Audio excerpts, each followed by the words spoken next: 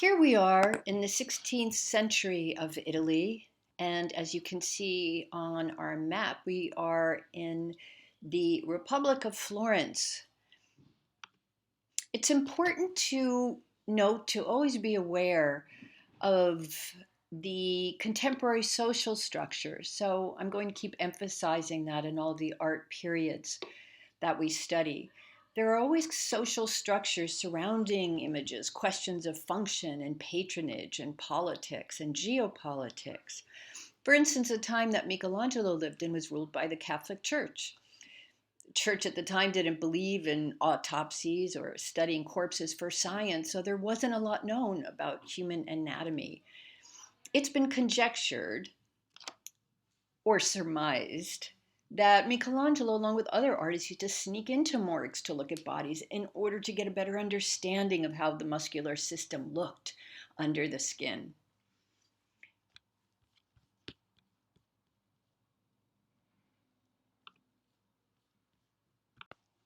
This is not a study item, but it is a rather quirky and interesting take on the ancient Roman Empire. What we have here is a statistics student rendering of the Roman Empire when it existed, uh, looking at its ancient roads specifically, and turning them into a subway map.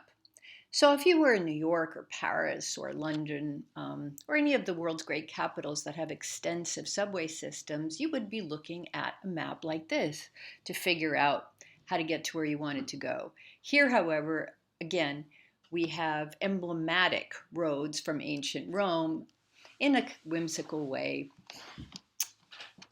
replacing what would be, in our contemporary time, subway stops. So just an aside as we move into talking about Michelangelo's David. There's a lot to say about Michelangelo's famous David statue. However, I'll briefly point out before we get into that there are a number of other famous statues of David. Here we have Donatello's bronze David that we studied in our previous lecture. This is Verrocchio's David that we also briefly touched on. And here we have Bernini's David, perhaps the most athletic and action figure of the lot of four. Michelangelo's David, his most famous work, firmly established his prominence as a sculptor of extraordinary technical skill and great strength of symbolic imagination. It took Michelangelo 4 years to carve his famous David sculpture out of an 18-foot tall marble block that had been damaged by another sculptor during the 1460s. Michelangelo's David wasn't completed until 1504. And the people of Florence so admired it that they decided to place it in a square next to the Palazzo Vecchio, which was the seat of the Florentine government, instead of at this location here towards the top of the cathedral. The main reason behind this relocation decision, however, was because of what the statue represented to the citizens of Florence.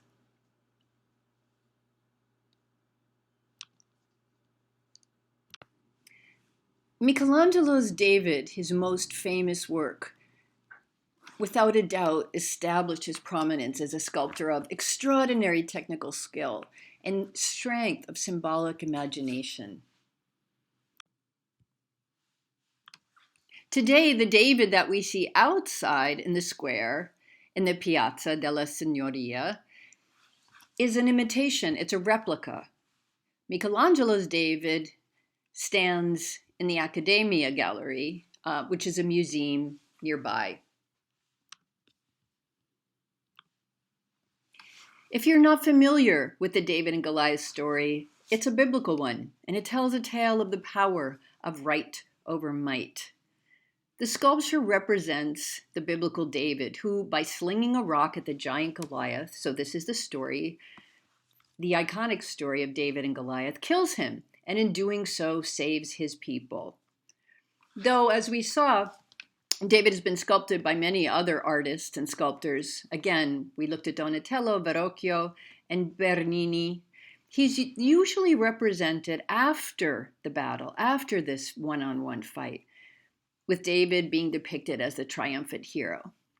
Michelangelo, for the first time, depicts David pre-battle, with a slingshot over his shoulder, a rock in his hand, tense muscles, and a concentrated gaze. His David seems to be psychologically preparing for the danger ahead.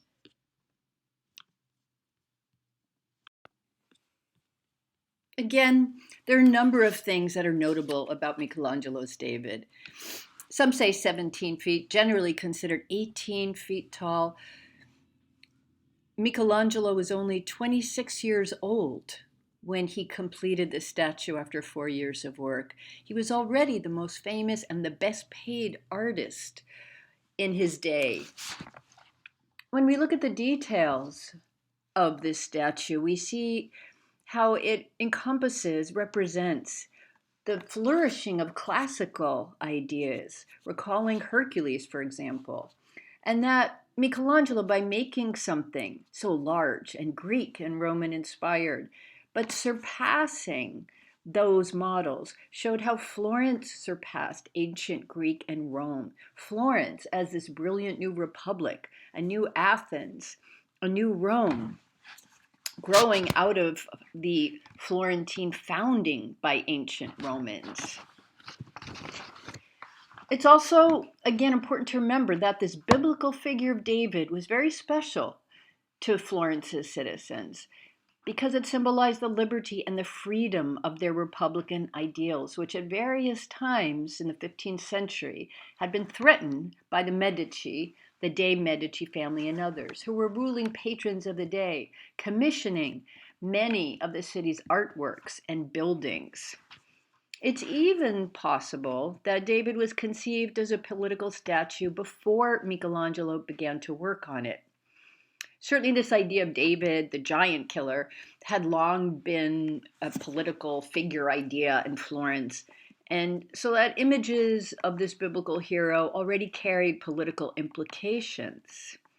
Donatello's David, the bronze statue that we looked at earlier, also made for the Medici family around 1440, had been appropriated by 1494 when the Medici were exiled from Florence, and the statue was installed in the Palazzo della Signoria, where it stood for the Republican government of the day, but no longer the Medici families. So by placing Michelangelo's David in the same location, the Florentine authorities ensured that David would be seen and understood as a political parallel, as well as an artistic response to that earlier David. The other thing to note is how this stone was not this piece of marble, Carrara marble, from the hills and mountains of Carrara near the Italian coast, west of Florence. It was not a piece of stone, of marble, that Michelangelo himself selected. For the most part, he always insisted on selecting his own stone. But with David, if we recall, he's picking up on a piece of stone that was not a very good one with which to begin, that was abandoned 40 years earlier, an unfinished project that had been started by another sculptor, Agostino di Duccio.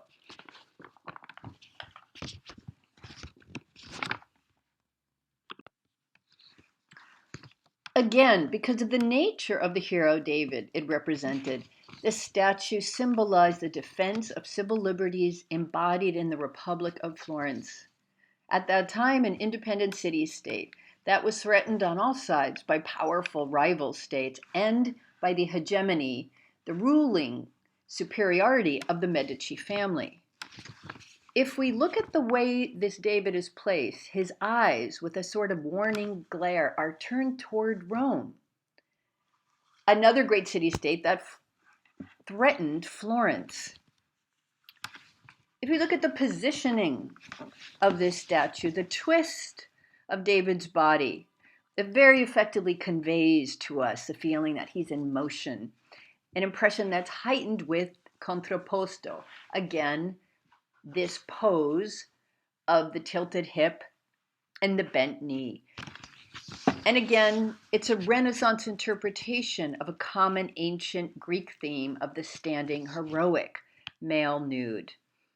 In this time in the High Renaissance, these poses, these contrapposto poses, were thought of as very clearly distinctive features of ancient sculpture. So again, in the contrapposto, the figure is standing with one leg holding its full weight and the other leg forward. It's a classic pose, and it causes the figure's hips and shoulders to rest at opposing angles. And it also gives the entire torso a kind of a slight S curve, which is emphasized by the turn of the head to the left and by the contrasting positions of the arms of the statue. How did it get there? How did it get to what was called the City Hall, the Piazza della Signoria, the central square? It was rolled on logs. It took several days, and it was rolled through the city, this potent symbol of a renewed republic. And until it was moved inside into the Accademia, Galleria, it was there for 300 years outside City Hall. So if we are looking at this David today, leaning at an angle of several degrees for centuries may not sound like much. What's a couple of degrees? But when you're dealing with 6 tons bearing down every second of every minute of every day of every year of every century, it's plenty. What has happened to David is that hairline fractures have slowly worked their way through the stone. We see the statue being measured here. It's very closely monitored because the right leg is significantly worse at this point than the left in terms of its fractures. And as the tilt of the statue increases over time, the stress is moving and will move higher and higher up the leg until at this moment, at this break point, it is estimated that it's going to break off just below the knee. So this mascot of the Renaissance, this shining ideal, one of the most celebrated artworks in the world, Michelangelo's David, has some fundamental structural issues. Another issue is David's ankles. They're cracked. This and the body being slightly off balance is placing extra pressure on the narrowest part of the sculpture, which are the ankles. There's very little margin for error, even when a statue is perfectly upright. But if you tilt it on the base even slightly, the stress on the ankles increases. So if it is, in a sense, on uneven ground, this does not bode well for its longevity.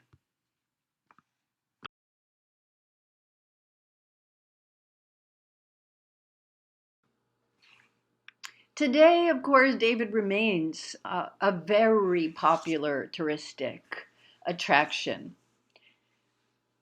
What I'd like you to think about in the subsequent slides is the way that David falls into the pantheon of, let's call them experiential lifestyle platforms, a fundamental part of today's tourism, and the way we look at the idea of replication.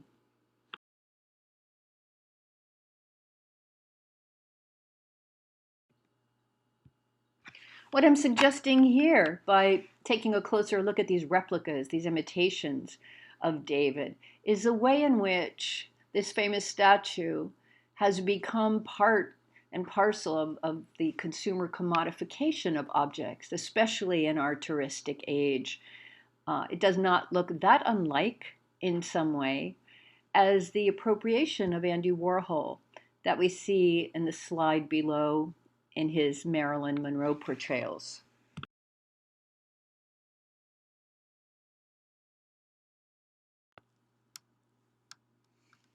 Pope Julius II and Pope Leo X, or Leo, were the most important commissioning patrons of art at this time. They were, of course, also the popes of the Holy Roman Church. For the Sistine Chapel, Pope Julius II originally commissioned Michelangelo just to paint the ceiling, as if that were a just. That original project would take him years, from 1508 to 1512. And then later he called Michelangelo back to paint the back wall as well. There have been many conjectures about how this was done, the way Michelangelo had to position himself on his back in order to laboriously, of course, along with assistants, paint that ceiling.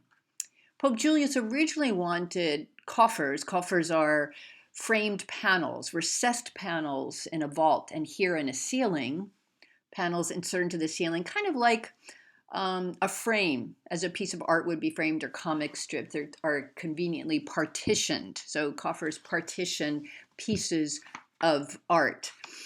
Pope Julius wanted what are called trompe-l'œil. This is a French term, trompe-l'œil, that means trick of the eye. So in a sense, it would look like three-dimensional when it was a two-dimensional painting.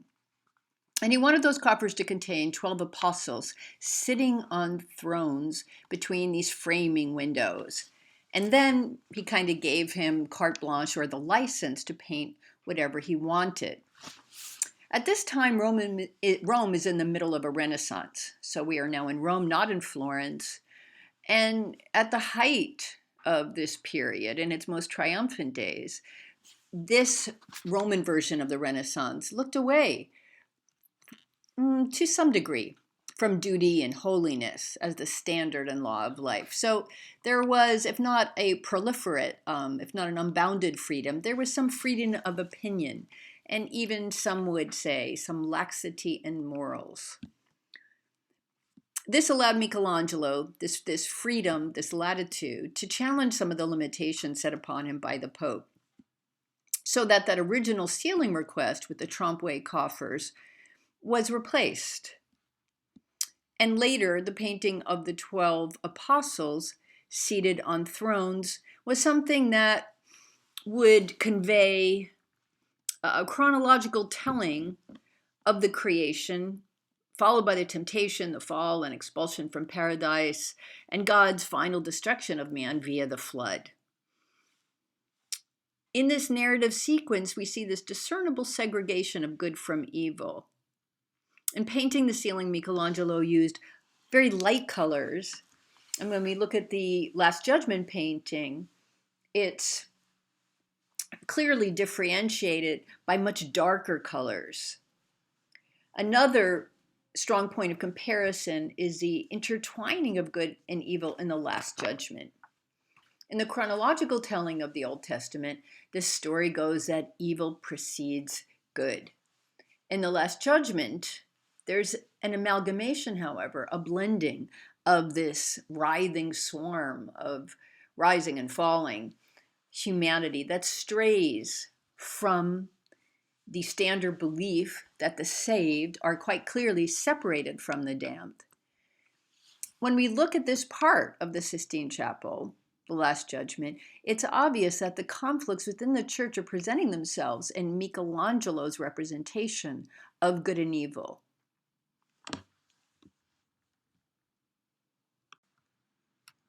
Another point of note is that when Pope Julius II in 1508, who was called the Warrior Pope, asked Michelangelo to paint the Sistine Chapel ceiling, he was determined that it act as an example of Rome being rebuilt to its former glory. And many times, often, the commissioners of these grand projects, such as Pope Julius II's Sistine Chapel, would not only,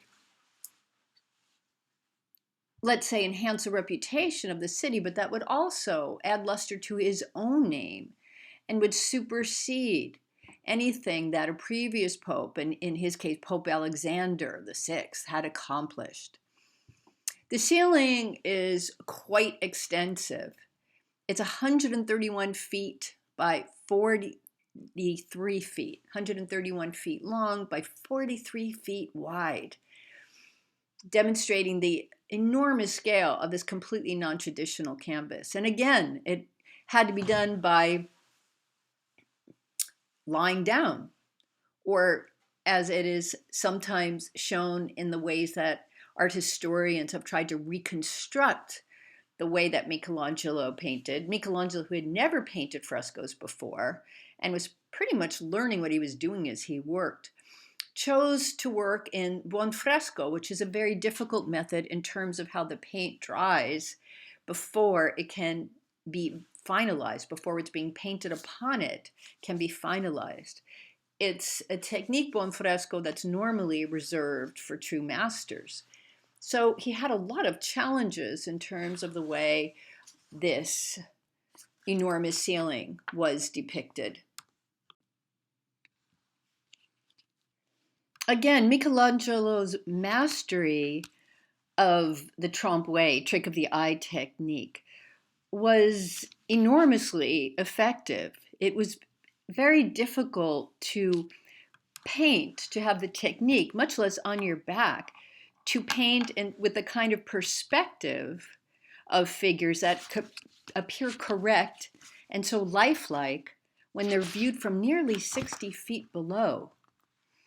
He's also creating this realistic looking depiction of, let's say, the beams that frame the figures. It's really an architectural detail that was painted on. So the genius of Michelangelo is that he's creating this appearance of multidimensional, the three-dimensional, with paint.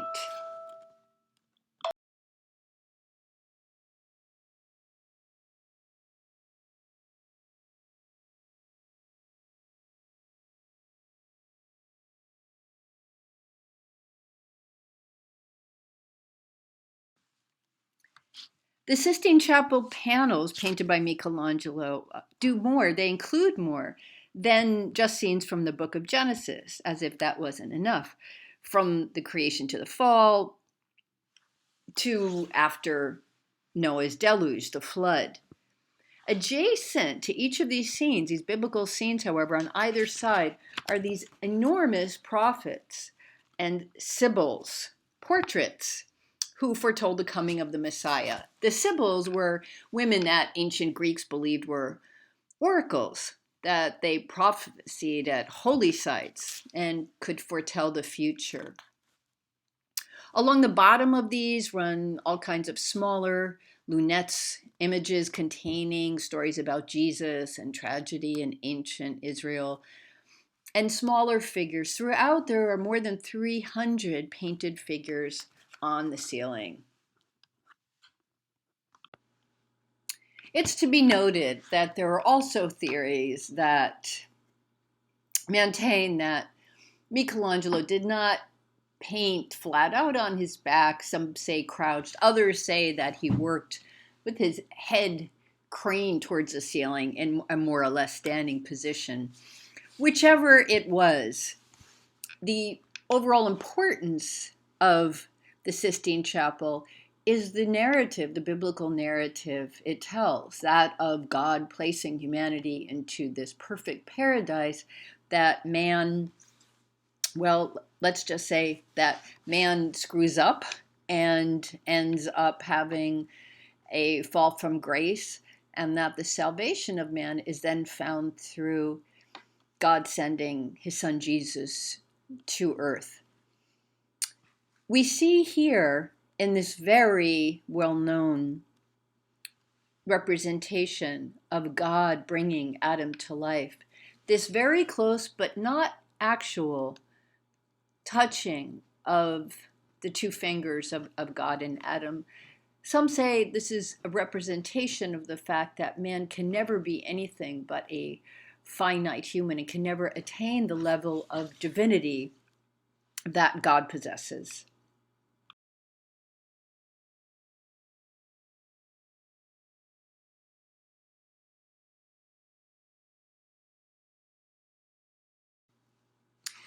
When we get to the Last Judgment, we're looking at a mural by Michelangelo that he began working on 30 years after finishing the ceiling of the Sistine Chapel in the Vatican City in Rome, which shows the second coming of Christ and the apocalypse, the Last Judgment. The souls of humans rise and descend to their fates as judged by Christ, who's surrounded by his saints.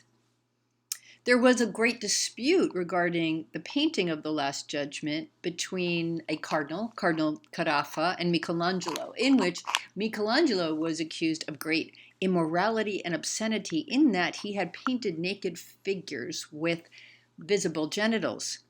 The cardinal said that this could not be tolerated within the most sanctified housing, the most important church of Christianity, of Catholicism, and launched a censorship campaign that was known and somewhat derided as the Fig Leaf Campaign. So what Michelangelo did as a response to the accusation that it was disgraceful that in so sacred a place Michelangelo should have depicted nude figures and that this was shameful, and that Michelangelo was someone more fit to paint for public baths and taverns, Michelangelo introduced the cardinal's features, his resemblance, into a scene of the Last Judgment.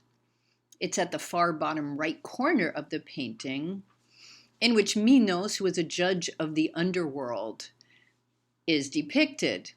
And when the cardinal complained to the Pope responded that his jurisdiction did not extend to hell, so the portrait would remain as it was. It's also said that Michelangelo introduced a self-portrait depicting himself as Saint Bartholomew.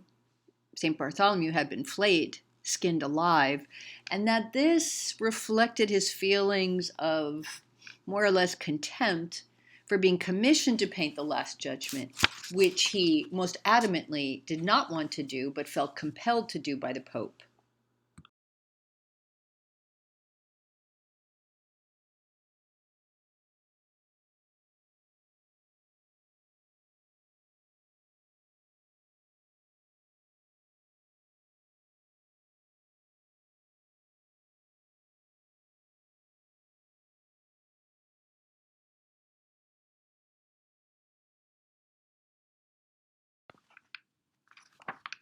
We are looking here at Titian's 1509 beautiful pastoral concert. This is a painting that was originally attributed to Giorgione, and the relationship with Giorgione and Titian was one of master and student, but it's now considered quite definably to be a work from Titian's youth, from his early days. The reason for this confusion historically is that around 1509, when this painting was completed, these two artists were working in very close collaboration, and it was very difficult to distinguish their individual respective styles. When Giorgione died in 1510, Titian seemed his only possible successor in terms of his mastery of painting. So the attribution of this, again, after some controversy, has been definitively assigned to Titian. And there are a number of things that point us in the direction of identifying Titian as the author of this painting. The figure's robustness, which was very typical of his style. It's also not something that relates as much in terms of the figure's depiction to Giorgione's work. But because Giorgione's content, his elements, were so often one and the same, music, pastoral idleness, and representations of what we can consider the visible and invisible, we can understand the reason for this early confusion. What are we looking at here in terms of content? A shady hillside overlooking these sunny glens in the backdrop in a distant mountain vista.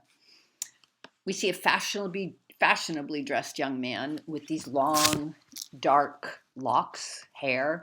This full-sleeved garment, quite fashionable at the time, and his two-tone stockings, playing a lute, very attentive to his companion, a young man with unruly hair and bare feet, wearing a very simple, coarse garment.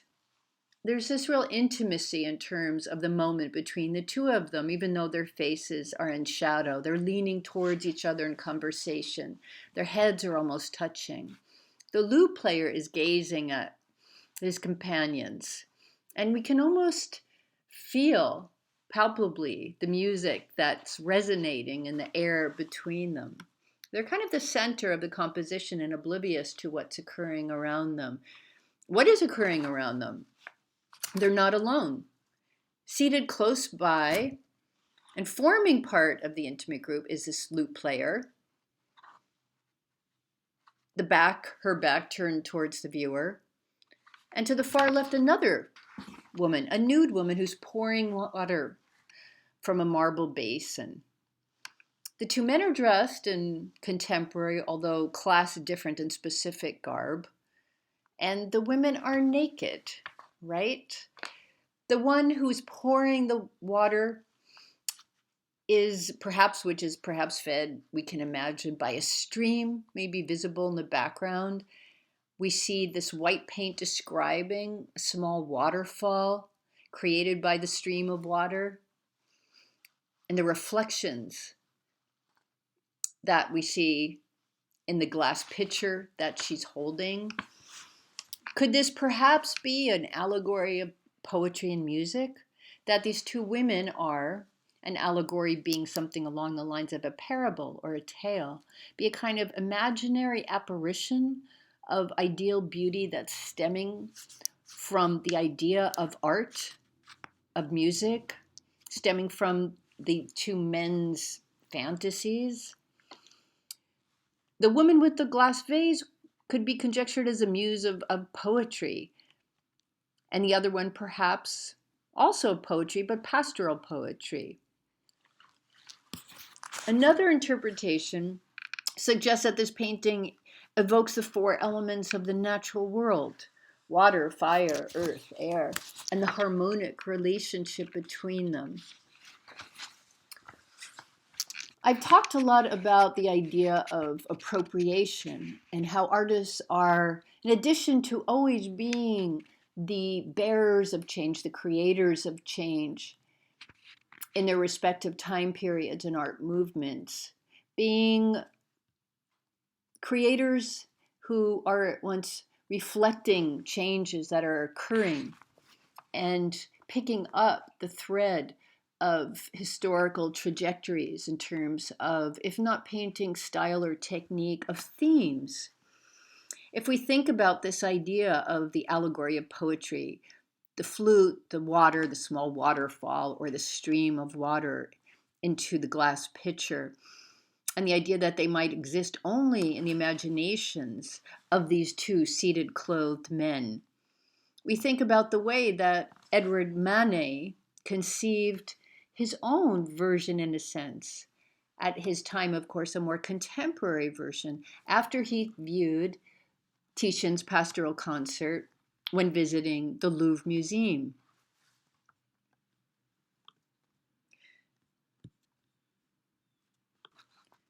We can also think about the strangeness between the clothed and the unclothed.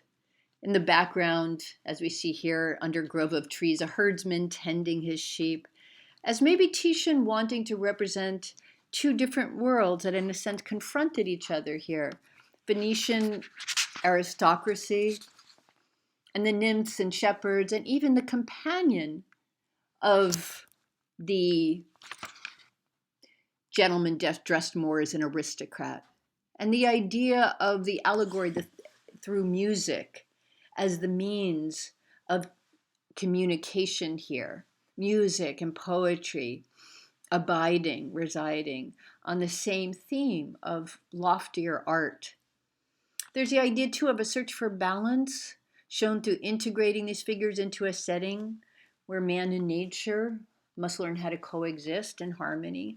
Although, again, there is the strangeness, almost unsettling, of these two almost parallel planes of the two clothed men discoursing and the two women to whom they seem oblivious, but again, as it's been thought, perhaps conjectured, that they reside, these women, in the imaginations of these two men. Titian was someone who was interested in landscapes early in his career. And again, this was painted when he was quite young and not much past the stage of student with Giorgione. In later paintings, he markedly reduced landscape, or he eliminated it altogether. The way that these bodies are depicted, especially the females, would have been considered ideal for Titian's time, perhaps less so in ours today, although that crest seems to be changing as well. Titian may have copied them from classical statues or from other models, the way that, again, painters throughout different time periods learn from each other, as Manet does in his own version of this kind of a pastoral ode. The way that Titian painted the female so the viewer sees one from the front and another from the back also provides this perspective of the nude female form from different angles.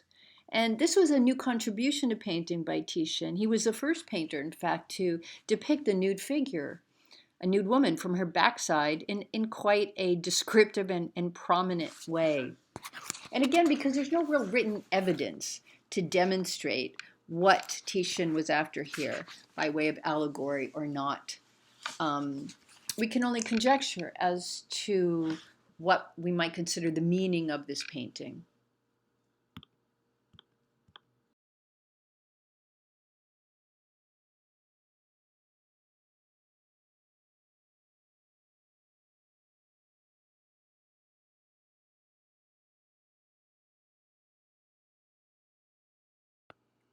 As was shown in the beginning of class in week 1, we're looking at Manet's Luncheon on the Grass. And we are also looking at the, let's call it, introduction or disruption of this classical image by Jeff Koons's Gazing Ball, which takes it into another time period and century entirely.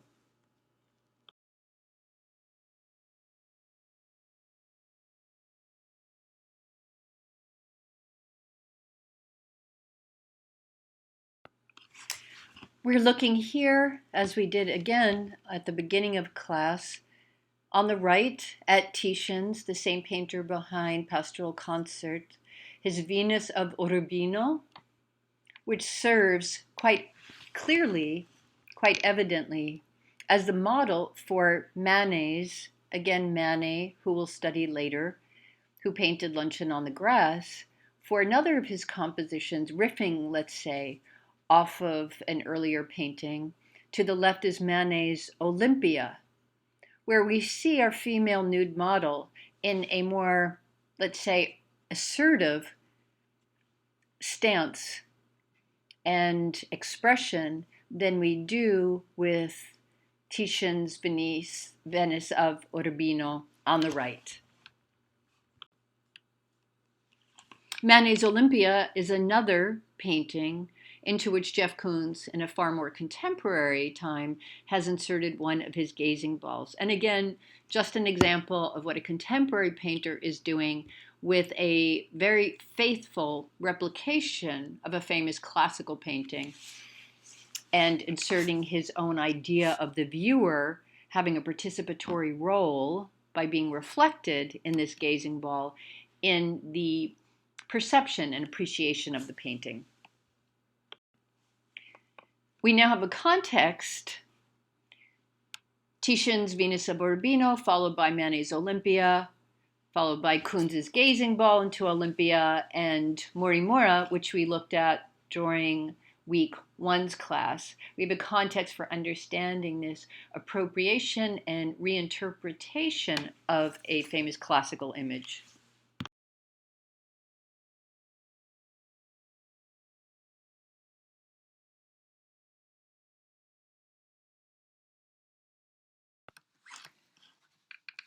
Mannerism, practiced by Mannerist painters, of course, it was a style in the 16th century when a number of painters, mostly Florentine, there are some Raphael compositions that demonstrate this as well, when a number of painters broke away from a Renaissance classicism and involved a more emotionally expressive and one could say even agitated style of work that contained religious content. There are many notable examples of these. Pontormo is one of the most, let's say, vigorous practitioners of this style, again, as Raphael was. Madonna, with the long neck, of the long neck, as we see here, is a pitch perfect example of it's a even let's call it a preeminent work of mannerisms, maturity. What characterizes this style? Kind of again agitated composition. Um, Sometimes the space is not that determined in terms of the background, the exaggeration of the features of the figures, and sometimes um, in terms of musculature, um, very classically in terms of the neck. The Mannerist style, which didn't begin till around 1590, originated in Florence, also in Rome, and then it spread to northern Italy. And again, it was a reaction to the idea of harmonious classicism and idealized naturalism that was so predominant in high Renaissance art. So, who was practicing that? Leonardo, Michelangelo, yes, and Raphael, even though Raphael deviated. At that time, the standards of formal complexity were reflected in a portrayal of the human nude that had this idea of idealized beauty. But when Mannerism came along, an obsession with style and forging a new figural composition in terms of technique started to outweigh that balance and harmony. So a higher value was being placed on the portrayal of the nude in more complex and definitely artificial poses.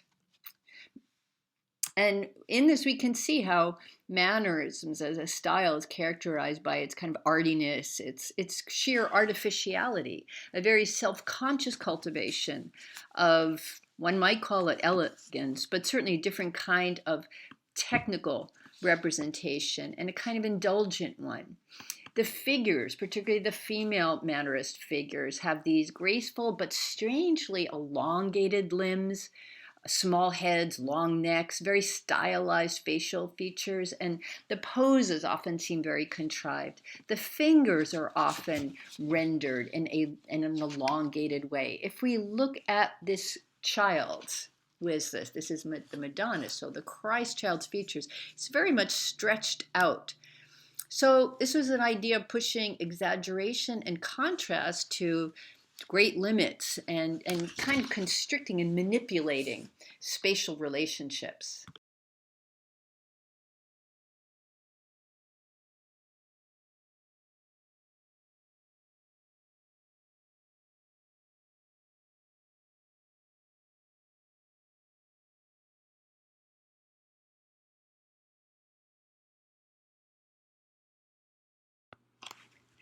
The only reason that we have Jeff Koons, he of the blue gazing balls insertion into images, disruption perhaps, the only reason we have Jeff Koons is Michael and Bubbles, Michael Jackson and his chimp Bubbles, gold plated here, is because it's what I think of, again, in forming the idea of a visual vocabulary, a visual lexicon, if you will. It's what I think of when I see Cellini's or Cellini's salt cellar in the image above.